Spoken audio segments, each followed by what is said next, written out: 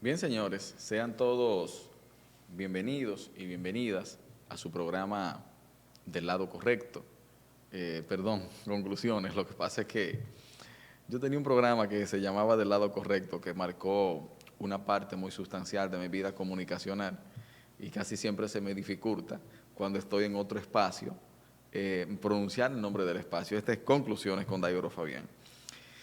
Hoy me gustaría detallar un tema que a mi entender es interesante, que me gustaría compartir con ustedes, con la gente que me ve a través de las redes sociales y también la gente que me observa a través de las pantallas de sus televisores. Y es lo relativo a un elemento que a mi entender necesita el PRM. Yo creo que el Partido Revolucionario Moderno debe de reflexionar con relación al éxito que está teniendo. Es un ejercicio muy difícil, primero porque históricamente en República Dominicana los partidos políticos que ostentan el poder no se renuevan, no reflexionan en el éxito electoral y muchas veces reciben las victorias con un elevado grado de arrogancia y no con la suficiente humildad de entender el por qué la gente está emitiendo el sufragio por ellos y por qué no lo hizo por el adversario. Esa fue una de las razones principales de por qué generó tanto escozor en la población el comportamiento del PLD, ya que el PLD, 16 años de victorias políticas, generaron una borrachera que les impedía ver más allá de sus narices y que permitió que se llegara a un punto en el trayecto político de ese partido donde entendían que todo la gente se los debía aplaudir y que todo lo que ellos hacían, efectuaban, era correcto. Inclusive, la gente del PLD llegó hasta un grado que los periodistas tenían básicamente que pasarle las preguntas en un papel para ver la pregunta que a ellos les gustaban, porque si se les efectuaba una pregunta, una incógnita que podría generar incomodidad, le hablaban mal al periodista, al reportero.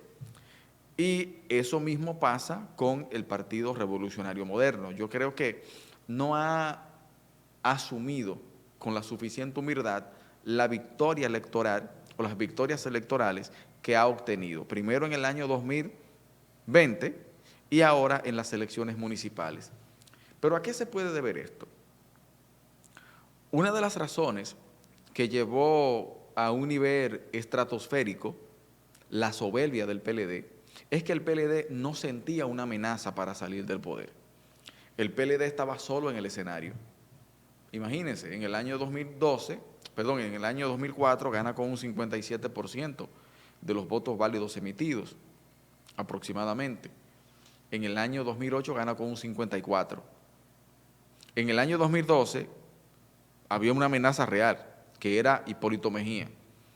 Y con la utilización de los recursos públicos y otras estratagemas en materia política, que no son santas, pero son válidas, el PLD logra retener el poder.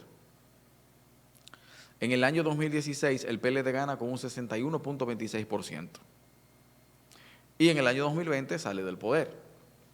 Esos 16 años de éxitos electorales, no solamente en el nivel presidencial, sino también en el nivel congresual y en el nivel municipal, provocaron ese grado de borrachera política que evitaba la reflexión del momento. En todo ese tiempo el PLD nunca hizo convenciones para renovar sus autoridades partidarias. Por ejemplo, el extinto líder político Miguel Alejandro Bejarán era presidente provincial del PLD desde el año 1998, si no me equivoco. O sea, yo era un niño, yo crecí, ya tengo hijos, voy para viejo, no voy para joven, y el extinto líder todavía era presidente de un partido. Pero el mismo Leonel Fernández era presidente del PLD desde hace ¿cuántos años? O sea, muchísimo tiempo. El comité político estaba anquilosado de ese partido. Entonces, una de las lecturas que debería el Partido Revolucionario Moderno hacer es verse en el espejo del PLD y preguntarse, ¿por qué el PLD, un partido que cultivó tanto éxito, perdió el favor popular y por qué ahora el favor popular nos pertenece? Pero ¿por qué podríamos perder el favor popular? Porque el electorado no es estático en su comportamiento. No se mantiene siempre emitiendo el voto por un partido determinado. Puede cambiar. Las causas que pueden dar lugar a ese cambio no tienen que ser exclusivamente de orden económico. No tienen que ser provocadas porque el elector siente que le está yendo mal económicamente. Puede deberse a otras razones. Por ejemplo, este es un pueblo muy solidario, muy humilde, que odia los excesos. Y una de las principales razones que llevó al PLD a perder el favor popular fue que se plagó de excesos. O sea, hay gente que todo el mundo vio su situación económica al momento de llegar al poder y la gente observó un crecimiento desmedido de su patrimonio económico hasta el grado de que no se justificaba con el salario que devengaban en el Estado. Y eso indignó a la gente porque entendía de que se estaban sustrayendo fondos públicos para ser insertados en bolsillos privados. Pero también esa gente que acumuló tanto dinero, lo que hizo fue que se fue del barrio. No se quedó conviviendo con la gente que había visto siempre. Y entonces comenzaron a ver por debajo del hombro a los que fueron parte de su vida o de su trayecto en la vida durante décadas, durante años. Entonces ese grado de soberbia generó un voto de castigo. La gente votó en contra del PLD por esa soberbia que exhibían, por ese patrimonio desmedido que funcionarios exhibían. Y el PRM inteligentemente aprovechó eso. Pero yo creo que el PRM, a mi entender, ha comenzado a sufrir de esa borrachera de poder en menos tiempo que el PLD. Al PLD le tomó 16 años comenzar a percatarse del trayecto que habían transitado y salir del poder. Y todavía saliendo del poder no han reflexionado del todo, porque todavía hay PLDistas que actúan como si estuvieran en el poder. Pero yo siento que el PRM le está tomando mucho menos tiempo a asumir esa borrachera. Y creo que le costará más trabajo asumir que hay que empezar un proceso de reflexión para poder mantenerse en el poder. Por ejemplo, y una de las pruebas de lo que estoy diciendo es lo siguiente.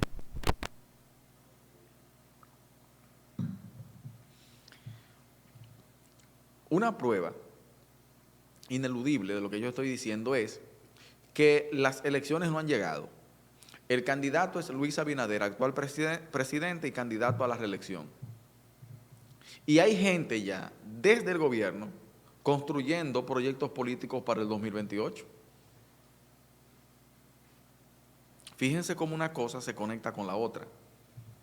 O sea, están tan endiosados que el simple hecho de tener una nómina de empleados, 4 o 5 comunicadores al servicio del amo de turno y manejando 2 pesos, ya creen que eso los hace potables para una candidatura presidencial y ya están armando los proyectos. Luis no ha ganado todavía y ya están armando proyectos para el 28, olvidando de que el objetivo ahora, en lo inmediato, del Partido Revolucionario Moderno, no tienen que ser proyectos presidencialistas a futuro, para el 28. Tiene que ser que Luis Abinader haga un buen gobierno. Porque de estos venideros 4 años de ejercicio del PRM, lo digo así porque yo soy una persona muy directa, manejo estadísticas, y en la coyuntura actual es evidente de que Luis Abinader ganará en primera vuelta. O sea, yo no tengo duda de eso. A menos que ocurra un suceso político demasiado trascendente que varíe eso. Luis gana en primera vuelta. Hay algo con lo que yo no estoy de acuerdo y abro un paréntesis, una digresión. Hay algo con lo que yo no estoy de acuerdo con las encuestas que he observado, las que se publican en los medios. Es con el tema Abel Leonel. Leonel es mejor candidato que Abel, pero yo sostengo que Abel Martínez quedará en segundo lugar. Porque Abel Martínez tiene algo que Leonel no. Abel Martínez tiene una buena estructura partidaria. Y en este país las estructuras partidarias tienen su peso a la hora de recolectar y defender el voto. Esa es mi opinión. Y la realidad estadística demuestra todo eso. ¿Quién sacó más votos en Montecristi? ¿El PLD o la Fuerza del Pueblo? Evidentemente el PLD, porque el PLD contaba con mejor estructura política. La Fuerza del Pueblo no. La Fuerza del Pueblo en Montecristi obtuvo 3.700 y pico de votos, equivalente a menos de un 4% del electorado, de los votos válidos emitidos, mientras que el PLD rondó los 23.000 votos en sumatoria en total. Por lo tanto, el PLD demostró que es una maquinaria electoral que todavía está vigente, ha sido mermada, como es natural, pero tiene todavía la capacidad de brindar batalla. Entonces, el objetivo de todos los funcionarios del gobierno y hasta de los que tienen proyectos políticos a futuro en el 2028, por ejemplo, debe de ser que Luis Abinader te haga unos buenos 4 años. Porque si Luis no hace un buen gobierno, pueden tener la seguridad, y más porque ya Luis Abinader no tendrá la oportunidad de volver al poder, ya que agotará el segundo periodo que le permite la Constitución. Entonces, el PRM tendrá que presentar una nueva figura política, pero esa nueva figura política tendrá que arrastrar con lo bueno y con lo malo del gobierno. Si Luis Abinader hace un excelente gobierno, maravilla. Esa figura tendrá en sus manos, literalmente, un buen gobierno de su compañero que le endosará el apoyo. Pero si hace un mal gobierno, entonces ese compañero o compañera, que sea candidato o candidata, tendrá en sus manos el mal gobierno de Luis Abinader. Por lo tanto, lo ideal es concentrarse en eso, en que Luis Abinader haga un buen gobierno. Estoy hablando desde el punto de vista político, para que así el PRM, cuando presente otro candidato, tenga posibilidades de victoria.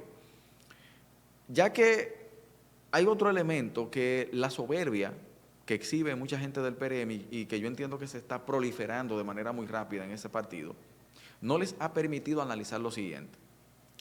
En el libro El fin del poder de Moisés Naín se narra que una cosa es el poder real y otra cosa el poder que en verdad se tiene. Por ejemplo, hay gente que trabajó por un alcalde, por un candidato a la alcaldía, con la noción, con la esperanza de que ese candidato o candidata cuando gane y cuando tome posesión lo tome en cuenta. Luego la gente se da cuenta que los puestos públicos que hay en los ayuntamientos son de sueldos pírricos, de miseria prácticamente. Y la gente dice, pero esto no era como yo pensaba. Esto se debe a lo que expuse anteriormente. Una cosa es el poder real y otra cosa el poder que en verdad se tiene. Digo esto porque en ese mismo libro, El fin del poder de Moisés Naín, se narra también otro elemento que va de la mano con lo que mencioné del poder real y el poder que en verdad se tiene. Y es que actualmente el poder es más fácil de obtener. O sea, ahora cualquiera puede ser diputado, cualquiera puede ser senador, cualquiera puede ser hasta presidente. Pero es también muchísimo más fácil perder el poder. O sea, el poder se puede perder en 2 segundos por una mala decisión. Miren, el PLD pierde el poder porque a Leonel le hacen un fraude, Leonel decide irse del PLD y lo divide y ahí salió del poder. Eso sucedió en menos de 3 meses, un partido que tenía 16 años en el poder y que no se veía con posibilidades de ser derrotado, y en 3 meses salió del poder. Ahora es mucho más fácil perder el poder. Por lo tanto, pensar que el esquema PLDista de 16 años en forma consecutiva ejerciendo el poder, el control del Estado, eso es imposible en la coyuntura actual. O sea, el PRM no puede pensar que se va a mantener tanto tiempo en el poder, igual que el PLD. Puede mantenerse 2 periodos, quizá 3, solamente si se dan las circunstancias que estoy mencionando. Porque hay un elemento estadístico también que el PRM debe de comprender, tiene que calcular, y lo cito a continuación. Saludos a Daigoro Abel Almonte, a Jonathan Ortiz y a Diz Fernández, que los veo ahí conectados. Fíjense que en el año 2016, voy a crear la plataforma introductoria para que entiendan esta parte del comentario. En el año 2016, Danilo Medina se convierte en el presidente más votado en toda la historia política de República Dominicana. Con el 61.26% de los votos válidos emitidos, sacó 2 millones y pico de votos. Eso fue Danilo Medina. Todavía en esas circunstancias, la oposición, en ese entonces encabezada por Luis Abinader, obtuvo 1.600.000 y pico de miles de votos. Ahora, ese 1.500.000, 1.600.000 votos corresponden a Luis Abinader, o corresponden al PRM, o corresponden al PLD, o corresponden a la Fuerza del Pueblo. La verdad es que no corresponden a ninguno de los que mencioné. Esa es la cantidad de gente que emite el sufragio en contra de quien está en el poder. Siempre habrá 1,5 millones, 1.600.000, 1.700.000, 1.800.000 de dominicanos y dominicanas que van a votar en contra de quien esté en el poder. Eso significa de que el espectro opositor tiene ya en sus manos más de 1,5 millones de votos de arrancada.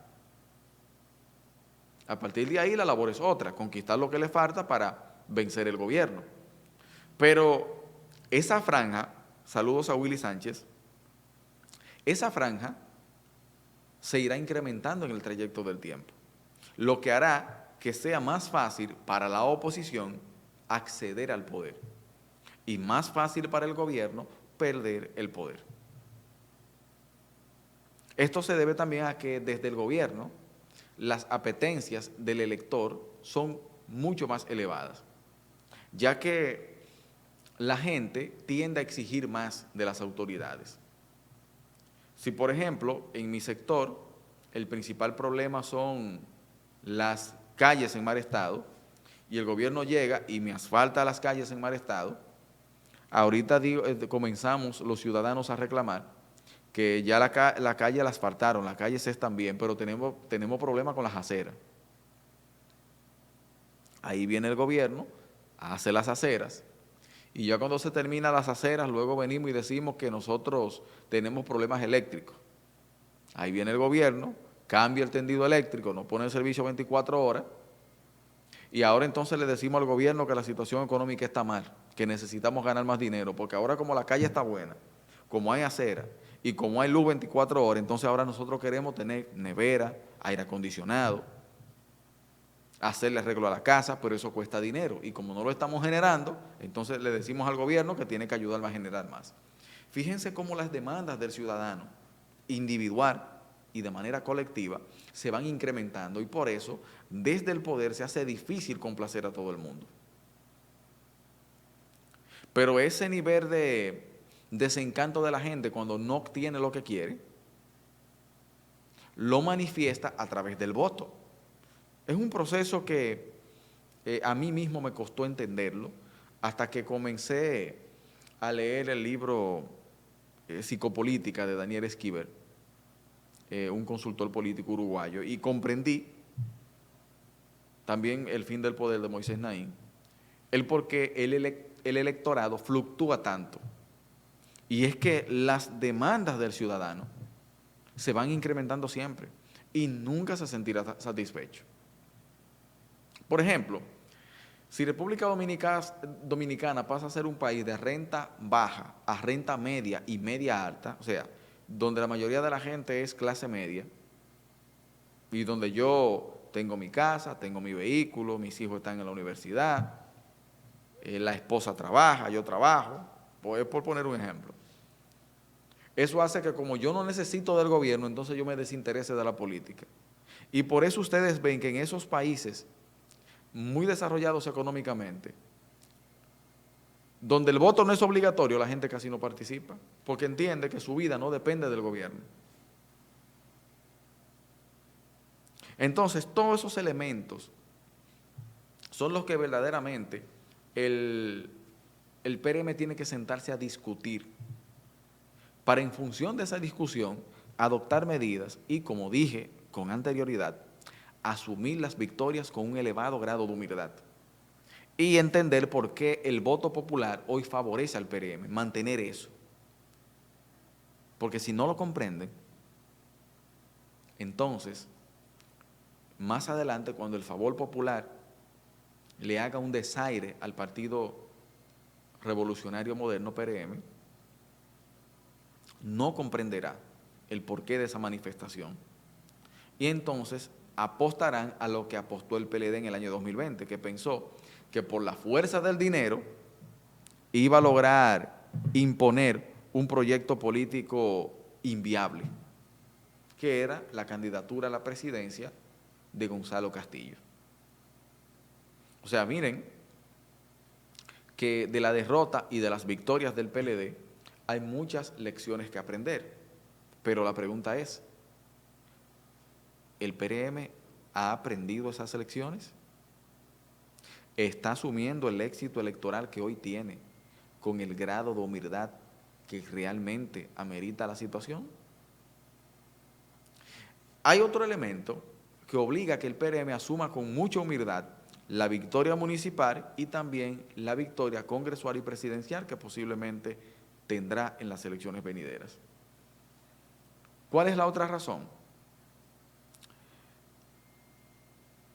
Luego de las elecciones de mayo, en agosto, es la toma de posesión del presidente, del nuevo que gane o del reelecto en el caso de Luis. Yo reitero que yo creo que Luis gana en primera vuelta.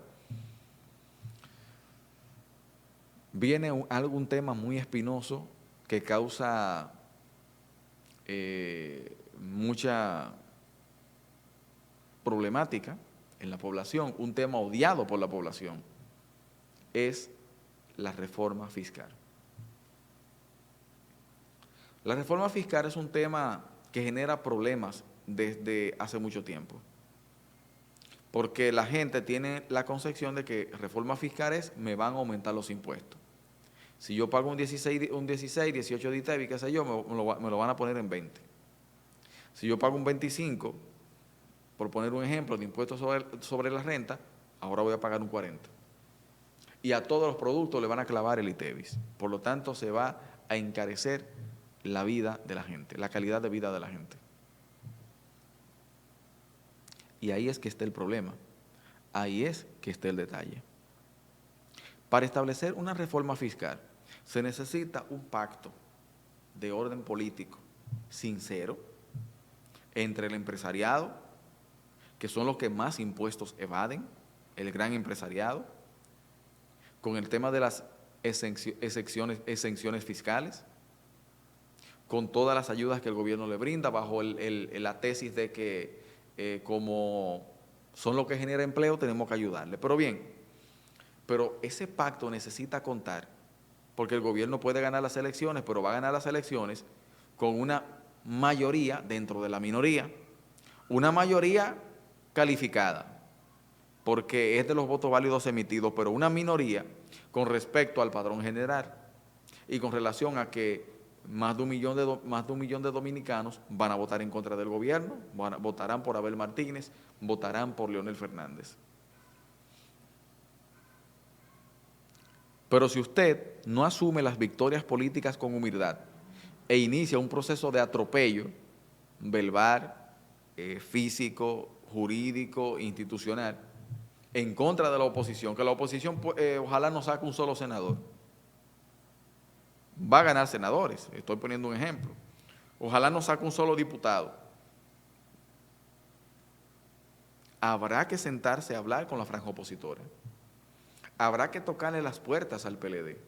Habrá que tocarle las puertas a la Fuerza del Pueblo para solicitar una unión sincera, al menos en ese tema, y que se le envíe un mensaje de unidad política real a la población con relación a un tema tan espinoso. Pero si desde ahora comenzamos a atropellar al PLD y a la Fuerza del Pueblo, estos, saludos a Juan Martínez, van a tener un nivel de radicalismo tal que no se van a sentar con el gobierno a hablar absolutamente nada. Y cualquiera diría, no importa, el gobierno tiene mayoría, y como tiene mayoría, que la utilice. No es necesario hablar con esa gente. El gobierno puede ganar la mayoría en el Congreso, con los diputados y con los senadores, pero el favor ciudadano, el más de 1 millón de dominicanos que van a votar por Abel Martínez y por Leonel Fernández, y los millones de dominicanos, saludos a Ramón Leonardo Jiménez Olivo, y los millones de dominicanos que no van a ir a votar, evidencian de que alguien es su líder. El que no fue a votar, el líder es ninguno. El que fue a votar por Abel Martínez, su líder es el PLD y Abel Martínez. Y el que fue a votar por Leonel Fernández, su líder es Leonel Fernández y la Fuerza del Pueblo. Por lo tanto, aunque no tengan congresistas, en un hipotético caso, porque la oposición tendrá congresistas, de todas maneras hay que sentarse a hablar con esa gente para que ellos transmitan a su militancia el mismo mensaje y no dejar esa militancia suelta que posiblemente reaccione de manera violenta frente a un atropello impositivo, que sería la subida de los impuestos. O sea, fíjense cómo este tema, aparentemente simple, requiere de la unidad de todos los partidos políticos. Pero eso solamente es posible si las cosas se asumen con humildad, sin atropello, sin arrogancia, sin petulancia, haciendo un análisis exhaustivo de por qué están votando en algunos lugares. Por ejemplo, en el Distrito Nacional, Carolina Mejía gana con el 61 y pico % de los votos válidos emitidos.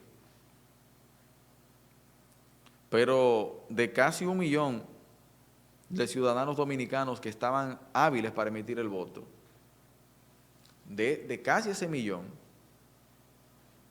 no llegaron a 300,000 los que votaron. Ella gana con una mayoría dentro de una pequeñísima minoría. Eso significa de que los capitaleños no están contentos con la gestión de Carolina Mejía.